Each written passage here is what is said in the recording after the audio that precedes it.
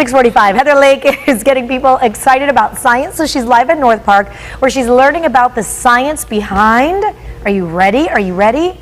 An ice cold beer. You know, like it tastes so good with like a piece of pizza or some sushi.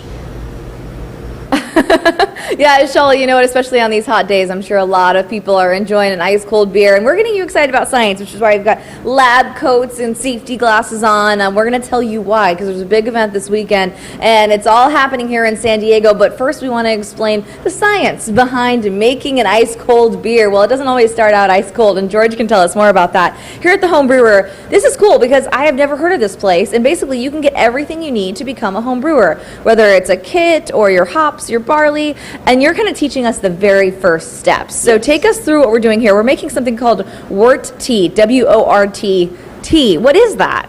So wort is unfermented beer, and the way we do that is we simply take some grains and we crush them and we steep them in warm water, and that's it. And by doing that, we are unlocking the complicated starches and turning them into really simple sugars, and that'll be food for the yeast down the road. Okay, so this is the very first process. Most of us can relate to this. We've made tea at home, you know, with tea leaves. Instead, you're just mixing out. Can you lift this up so we can see? I don't know how hot that is. And so that is, what is that in there? We have some barley of different types of colors. So we have a very basic barley in there, and then we have some chocolate malt. That's giving us that nice kind of amber color, and that's it. Is this where you would flavor the beer? You know how people say, I've got this kind of flavor beer, whether it's a strawberry or a peach or something, or do you do that later on? You could do it here, but usually I would do it later on. Okay. And is there a lot of science behind here? I see you've got all these beakers and different pieces of equipment where you kind of have to know what you're doing. You can't just like walk into this and say, I'm going to make my own beer this summer. Well, it's kind of both sides.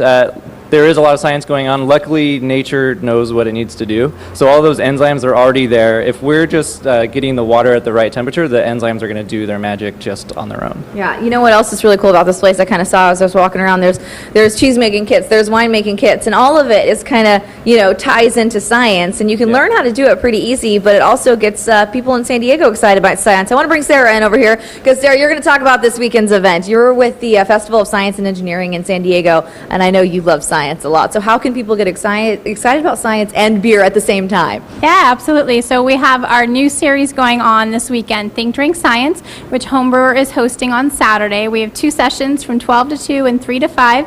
Come on down. You can log on to our website, lovestemsd.org, to get tickets, $27. All the proceeds go to support STEM in the classroom, one of our initiatives this year. So we're really excited because we want not just children but adults to get really excited about science. And learn about the opportunities right here in San Diego to get into the science field. What are they going to learn this weekend? Will someone go home this weekend and go, all right, open up the garage, honey, because we are making some room to make beer now? We hope so. You know, the vision is really to get science excitement for all ages, and they're going to come. They're going to learn not just about science, but they'll learn the technology, the engineering, and math behind the beer making process, and they get to drink some great beers while they're here. All right. I hope to learn a little bit about making this. Now, this is just the tea process. Something that I love about this, I want you guys to know this about George. George is a cicerone.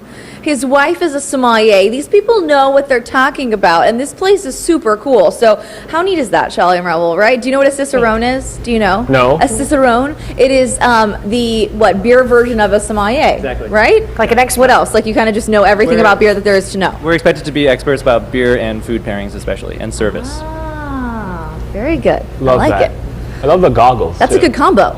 Yeah. Goggles are good. Thanks. Yeah, looks good. Jacket. Thank you, Heather Lake. Appreciate that.